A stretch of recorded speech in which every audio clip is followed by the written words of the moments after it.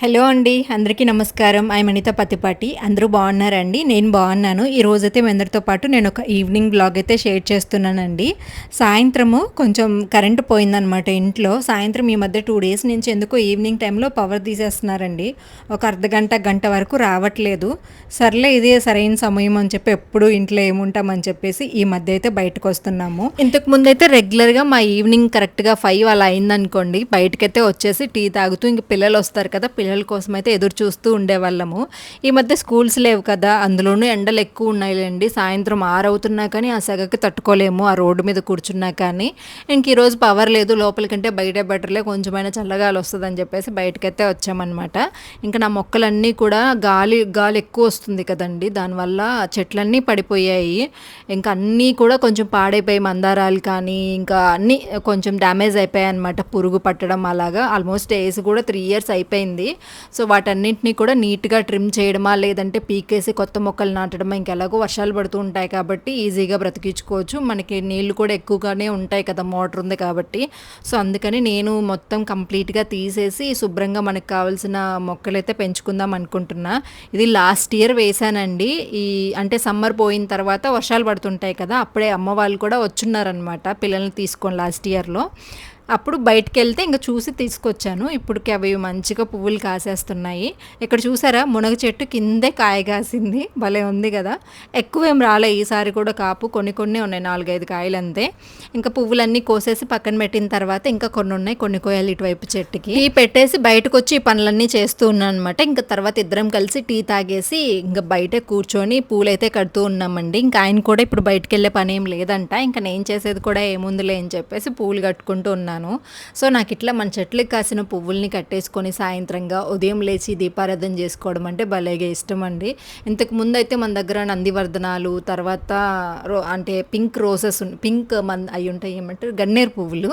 So అవి భలే ఉండేవన్నమాట. స్టార్టింగ్లో మన వీడియో చూసినట్లయితే ఆ మొక్క తీసుకొచ్చి వేస్తానండి. అది ఒక్కటి ఉండింది అనుకోండి, మనకి పువ్వులకి అస్సలు ఇబ్బంది ఉండదు. సో వాటినైతే నేను పెద్ద పెద్ద మాలలు కట్టేసి దేవుడి రూమ్ మొత్తం అలంకరించేదాన్ని, భలే ఉండేది. ఇప్పుడు ఆ చెట్టు నేను చాలా మిస్ అవుతున్నా.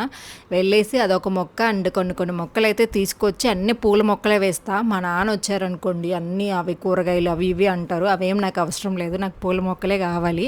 నాటు రోజాలు ఇవన్నీ తీసుకొస్తాను అనమాట. వెళ్ళి కొంచెం అన్నీ చూసుకొని ఈసారి అవన్నీ చేపించుకోవాలని గట్టిగా అనుకుంటున్నా. ఇంకా పువ్వులు అయితే కూర్చొని కట్టుకుంటున్నా. చాలా ఉన్నాయండి మిద్ది మీద, అది పైకి వెళ్ళిపోయింది, కొయ్యడానికి అస్సలు వీలు పడట్లేదు. పెద్ద సన్నజాజుల చెట్టు, కింద చెట్టు ఏమో ఇప్పుడిప్పుడే కాపుకొచ్చిందనమాట. మధ్య మధ్యలో కనకంబరాలు వేసేసి ఇలా కట్టాను. ఒక 1/2 వరకు అయ్యాయి. భలే ఉన్నాయి కదా, ఎంతైనా మన చెట్లకు కాసినవి ఇలా కట్టుకుంటే ఎంత బాగుంటుందో, మనసుకి హాయిగా అనిపిస్తుంది. ఇలాంటివన్నీ కూడా కొంచెం టైంపాస్, ఎప్పుడు మొబైల్స్ అవి కాకుండా కొంచెం మన బ్రెయిన్ కూడా స్ట్రెస్ రిలీఫ్ అవుతుంది. నాకైతే ఇలాంటి పనులు చాలా ఇష్టము. ఎంత అందంగా ఉన్నాయి చూడండి పువ్వులైతే. అయ్యో, అడగడమే మర్చిపోయాను స్టార్టింగ్లోనే. వీడియోస్ కనుక నచ్చినట్లయితే ఒక చిన్న లైక్ చేసి హై పాయింట్స్ కూడా ఇవ్వచ్చు కదా, మన వీడియోస్కి, మన ఓల్డ్ సబ్స్క్రైబర్స్కి కూడా రీచ్ అవుతాయి. ఎందుకంటే నేను రెగ్యులర్గా వీడియోస్ పెట్టట్లేదు కాబట్టి చాలా వరకు నన్ను మర్చిపోయినట్లున్నారు. సో వీడియో నచ్చితేనే లైక్ చేయండి. తర్వాత అయితే ఇంకా చెట్లు చూడండి అన్నీ, అది చాలాసార్లు మేము లేపాం పైకి, కానీ పడిపోతుంది. ఇంకా దాన్ని అంతా కూడా కట్ చేయడమా, లేదంటే ఏదన్నా చేయడమా అనేది నానొచ్చాక ప్లాన్ చేసుకొని చేసుకోవాలన్నమాట. ఆ చెట్టు మీద మంచిగా పిట్టలు భలే అరుస్తూ ఉంటాయండి, కోకిళ్ళు, అవి సాయంత్రం అయ్యేసరికి. ఇంకా నా అవతారం అయితే ఈరోజు ఇలా ఉంది. రోజు నేను పొద్దున్నే స్నానం చేసేసి పూజ అవి చేసేసుకొని రెడీ అయిపోతాను. బట్ ఒక 4 డేస్ నుంచి పూజ చేయట్లేదు ఇంట్లో. ఇంకా దానివల్ల ఏంటంటే ఈరోజు ఫ్రెష్ అవ్వలేదన్నమాట. ఇప్పుడైతే వెళ్ళేసి ఇంకా ఫ్రెష్ అప్, కొన్ని వర్క్స్ అయితే ఉన్నాయి, అవన్నీ కూడా కంప్లీట్ చేసుకోవాలి. ఒక 2 డేస్ అయితే నేను ఉండట్లేదు, దానికోసం అని చెప్పి ముందుగానే కొన్ని షార్ట్ వీడియోస్ అవి షెడ్యూల్ చేసుకోవాలి. దానికోసం అయితే ముందుగానే రెడీ అవ్వాలన్నమాట. కొన్ని కమిట్మెంట్స్ ఉంటాయండి. సో వాటిని ఏంటంటే మనం ఖచ్చితంగా చెయ్యాలన్నమాట, కొన్ని టైమ్స్ డేట్స్ ఇచ్చినప్పుడు.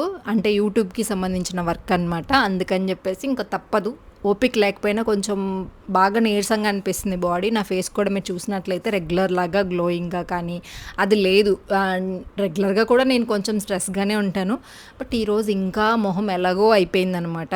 ఈరోజు ఆఫ్టర్నూన్ లంచ్ కూడా ప్రిపేర్ చేయలేదు. ఫ్రైడ్ రైస్ ఏదో తీసుకొచ్చారు సురేష్ గారు. ఇంకా తినేసి అలా పడుకుండిపోయాను. బయట ఫుడ్ అనేది నేను తినను అని చెప్పనండి, తింటాను, బట్ ఇష్టంగా తినలేనమాట కడుపు నిండా.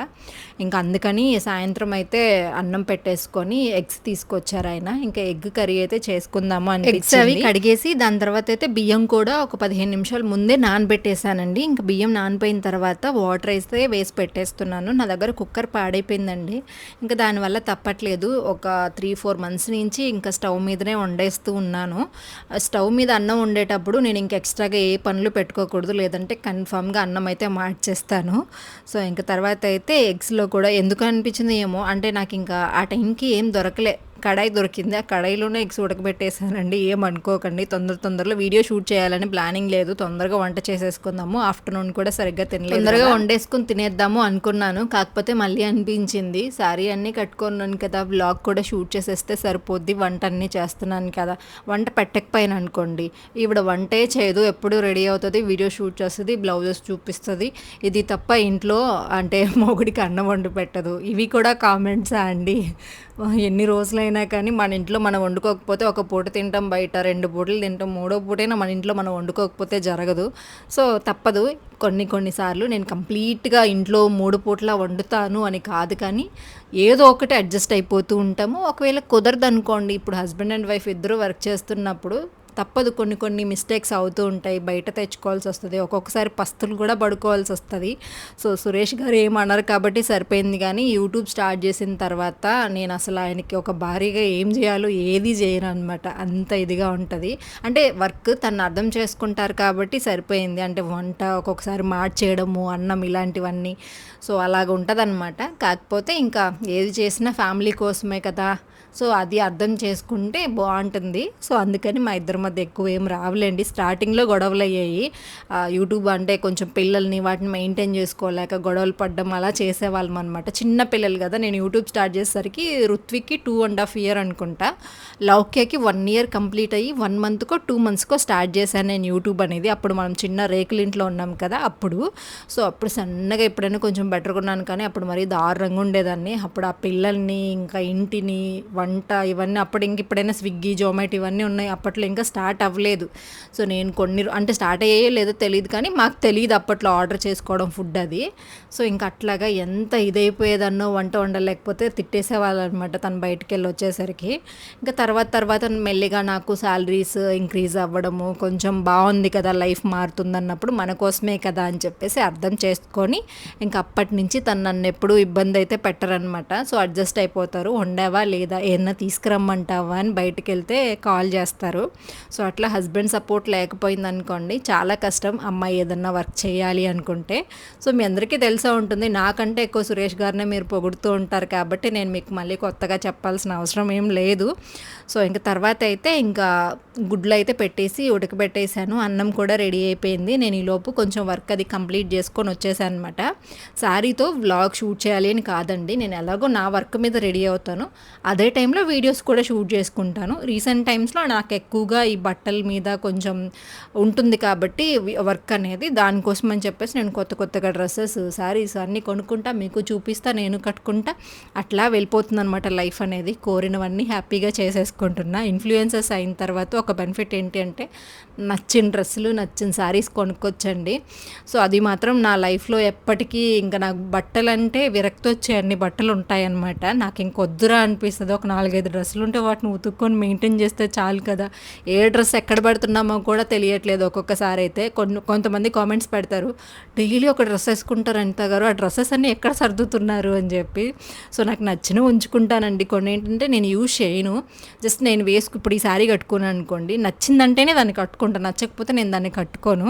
కొన్ని అంటారా, కొన్ని తీసుకొచ్చిన తర్వాత జస్ట్ అట్లా ట్రైల్ చేసిన తర్వాత కూడా అంతగా క్వాలిటీ అనిపించవు, ముడత రావడం అట్లా ఉంటే రిటర్న్ చేస్తాం. నేను వీడియో షూట్ చేసుకుంటా అని చెప్పేసి అన్నాను కదా, అందుకని ఆయన మళ్ళీ వంట అంటే చేస్తానని చెప్పాను, మళ్ళీ బయటికి వెళ్ళున్నారు. చేసావా చేయలేదని టెస్ట్ కోసం అని ఫోన్ చేశారు. పర్లేదు నేను వంట చేశాను, వచ్చేయండి, ఏం అవసరం లేదనేసరికి ఇంకా ఆయనైతే వచ్చేస్తున్నారు.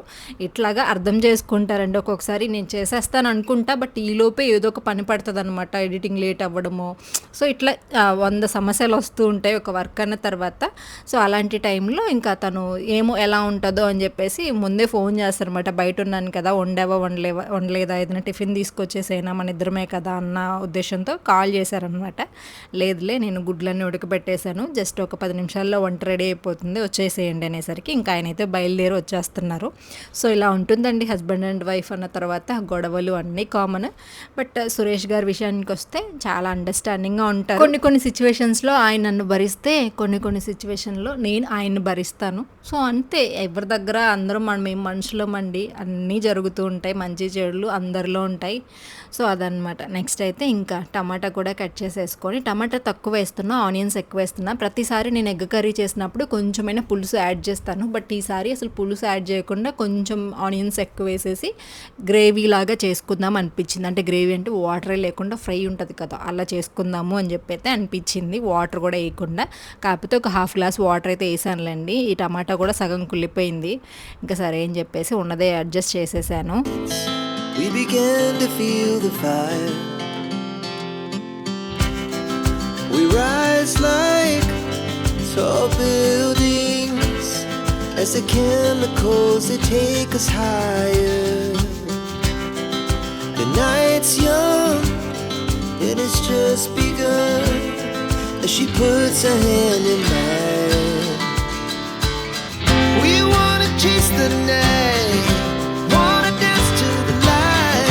మొన్న ఒక రోజు వర్షం పడిందండి. అప్పుడు అనుకున్నా ఇంక వర్షం అంటే ఇంక ఎండలు తగ్గిపోయాయిలే, కొంచెం వాతావరణం చల్లబడుతుంది అని చెప్పేసి. కాకపోతే మళ్ళీ 2 రోజుల నుంచి వర్షం ఎండ అయితే స్టార్ట్ అయింది. అసలు విపరీతంగా ఉందండి. అందులోనూ మెయిన్ మా కిచెన్లో వంట చేయాలి అనిపిస్తే నాకు మాత్రం చుక్కలు కనిపిస్తాయి. పైన అయితే ఫ్యాన్ ఉంది, కాకపోతే ఇంకా ఫ్యాన్ వేసాము అంటే గ్యాస్ దగ్గర మంట తగలదు. సో ఇంకా వెజిటేబుల్స్ అవన్నీ కూడా కట్ చేసేసుకొని దాని తర్వాత వంట స్టార్ట్ చేసుకుంటే బెటర్. సో ఇంకా అందులో ఆఫ్టర్నూన్ ఎంత ఫ్యాన్ వేసుకున్నా కానీ కిచెన్లో అసలు గాలి అనేది ఉండదు కాబట్టి మామూలుగా అనిపించదు. ఆల్మోస్ట్ అందరి కిచెన్స్ ఇప్పుడు ఇలానే ఉంటున్నాయిలేండి, ఇంతకు ముందులాగా ఏం కాదు. సో ఇంకైతే వంట అయితే స్టార్ట్ చేసేస్తున్నా. చెప్పాయి కదా ఓన్లీ ఆనియన్స్ తక్కువే చేస్తున్నా, నైట్కే కదా, ఇంకా అందుకని చెప్పేసి కొంచెం ఎక్స్ట్రాగా ఆనియన్స్ అవి వేసేసి చేసేసాను. సురేష్ గారికి కూడా బాగా నచ్చిందనమాట. నేను మర్చిపోయానండి, ఫస్ట్ కొంచెం ఆయిల్ వేసేసి ఎగ్స్ ఫ్రై చేద్దాము అనుకున్నా. లాస్ట్ టైం అలా చేసినప్పుడు ఎగ్ బాగుంది నార్మల్గా తినడం కంటే కూడా అని చెప్పి ఆయన అన్నారు. సరేలే చేద్దాము అని చెప్పేసి అనిపించింది, కానీ అలవాట్లో పొరపాటు. నాకు ఇలాగే అలవాటు, ఎప్పుడు నేను ఎగ్ ఫ్రై చేసి ఎగ్ కర్రీస్ అలా చేయను అనమాట. సో ఇంక అందుకని ఆనియన్స్ వేసేసా. ఇంకా సర్లే మళ్ళీ ఇంకొక కడాయి పెట్టి ఎందుకులే ఇంత పని, ఎలాగోలా చేసేద్దాంలే అని చెప్పేసి మామూలుగానే చేసేసాను. టమాటా ఎక్కువ వేసామనుకోండి మళ్ళీ పులుపు వచ్చేస్తుంది. సో టమాటాలు ఒక 2 వేసుకొని ఆనియన్స్ కొంచెం ఒక 3-4 వేసుకుంటే సరిపోద్ది. సో ఈజీగా ఉంటుంది అండ్ టేస్టీగా కూడా ఉంటుంది. ఆయిల్ కొంచెం నేను ఎక్కువగానే వాడతాను, అందుకనే నాకు పింపుల్స్ పోవు. ఆయిల్ ఫుడ్ ఎక్కువ తింటా, నాకు ఆయిల్ వేసుకుంటే నా టేస్ట్ తెలుస్తుంది. ఆయిల్ లేకుండా ఫుడ్ తిన్నట్లే అనిపించదు అసలు. కాకపోతే కోల్డ్ ప్రెస్డ్ ఆయిల్స్ అలాంటివి ట్రై చేస్తే బెటర్ అంట. కానీ ఏం చేస్తాంలేండి, మన లైఫ్ మనకి తెలుస్తుంది మనం కరెక్ట్ వేలో లేము అని చెప్పి. అయినా వెళ్తూనే ఉంటాం అలాగా. ఏదైనా ఒక సమస్య వచ్చిన తర్వాత మనం ఏం తప్పులు చేసామో తెలిసి కూడా తప్పు చేసామే అని చెప్పి అప్పుడు బాధపడుతూ ఉంటాం. ఫైనల్గా నా ఎగ్ కర్రీ అయితే రెడీ అయిపోయిందండి. చూసారు కదా, ఇట్లా చేశాను అనమాట. వాటర్ కూడా ఒక హాఫ్ గ్లాస్ వేసాను. తర్వాత వాటిని కూడా ఇంకిపోయేదాకా బాగా ఫ్రై చేసేసుకొని వండేసాను. సో ఇంకా వంట అయితే రెడీ అయిపోయింది. ఫైనల్గా ఇంకా ఎగ్ కర్రీ అయితే రెడీ అయిపోయింది. ఇంకైతే సురేష్ గారు కూడా వచ్చేసారు. ఇప్పుడైతే మేము ఇంకా డిన్నర్ చేసేసేయాలి. దానికంటే ముందు వీడియోలో మీరు గమనించి ఉంటారు, బ్యూటిఫుల్ శారీ. ఇది చూసినప్పుడు మీకు కూడా అనిపించి ఉంటుంది కొంచెం కాస్ట్ ఒక 1000-1500 ఉంటుంది అని చెప్పి. బట్ ఈ శారీ నేను 500కే తీసుకున్నానండి. నిజంగా మీరు నమ్మలేరు, అంత బాగుంది క్వాలిటీ అయితే. సో అంటే జస్ట్ నేను వీడియో షూట్ కోసం అని చెప్పి కట్టుకున్నా. నాకు కొంచెం కంఫర్టబుల్గా లేకపోయినా కానీ నేను అస్సలు క్యారీ చేయలేను. బట్ ఈవినింగ్ నుంచి నేను ఈ శారీని కట్టుకొని ఇంట్లో పనులు కూడా చేస్తున్నా. అంత బాగుంది. బ్లౌజ్ అయితే నేను కాంట్రాస్ట్ యూజ్ చేశాను. దీనికి ఏంటంటే కొంచెం పెద్ద బ్లౌజే వస్తుంది. అంటే ఈ శారీని నేను ఇంత ప్రమోట్ చేయాల్సిన అవసరం లేదు, ఎందుకంటే ఇదేం మన కొలాబరేషన్ అలా కాదు, నేను పర్సనల్గా తీసుకున్నాను. కాకపోతే నాకు నచ్చింది కాబట్టి మీకు కూడా ఇంత ఇదిగా వ్లాగ్లో పర్టికులర్గా చూపిస్తున్నా అంటేనే మీరు అర్థం చేసుకోండి నాకు ఎంత నచ్చింది అండ్ మనం పెట్టిన ప్రైస్కి ఎంత వర్త్ అని చెప్పి. శారీ కలర్ వచ్చేసి మీకు బ్లాక్ లాగా కనిపిస్తుందేమో, బట్ ఇదైతే కంప్లీట్గా ప్యూర్ నావీ బ్లూ అండి. బ్లౌజ్ కూడా 1 మీటర్ పైన పెద్దగా ఇచ్చారనమాట. సో గ్యాప్ బార్డర్ వస్తుంది. ఇందులో ఏదైనా మీరు డిజైన్ చేసుకోవచ్చు, లేదంటే నార్మల్గానే స్టిచ్ చేసుకోవచ్చు.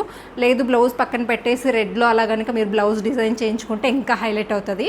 సో నేను కూడా ట్రై చేస్తాను, ఏమన్నా కోలం డిజైన్ అలా గ్యాప్ బార్డర్లో ట్రై చేయడమా, లేదంటే ప్యాటర్న్ పెట్టించుకోవడమా, లేదంటే నా దగ్గర ఆల్రెడీ కాంట్రాస్ట్ బ్లౌజెస్ ఉన్నాయి, అలా అయినా ట్రై చేస్తాను.